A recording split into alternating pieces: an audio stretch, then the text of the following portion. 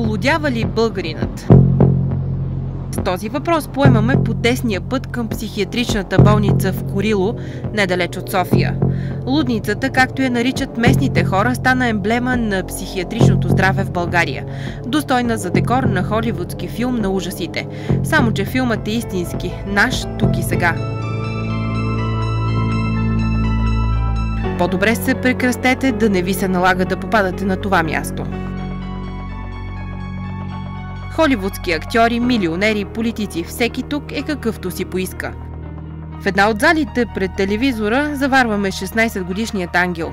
Преди година и половина младежът наръга с кухненски нож няколко жени в гърба, защото виждаше в тях дракони пришълци. След престой в ловешката психиатрия, сега лекарите подготвят момчето за изписване. Всичко ми е добре. Преди бях малко, не бях в равновесие и говорих някакви. Просто не ми се коментира. Става ли? Става, естествено. Сега обаче вече си добре. Да. Ще си тръгваш ли скоро? След 2 месеца и половина, декември някъде.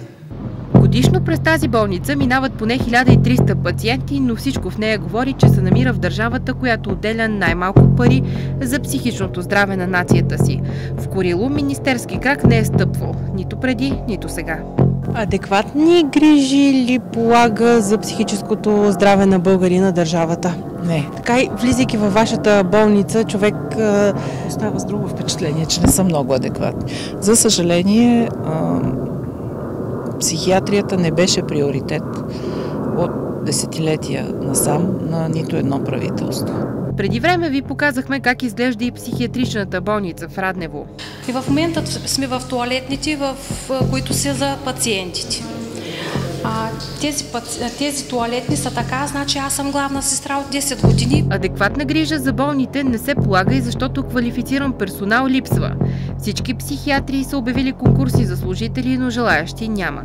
Цветанка е санитарка в Курило от 22 години срещу месечна заплата от 300 лева, с които гледат 3 деца.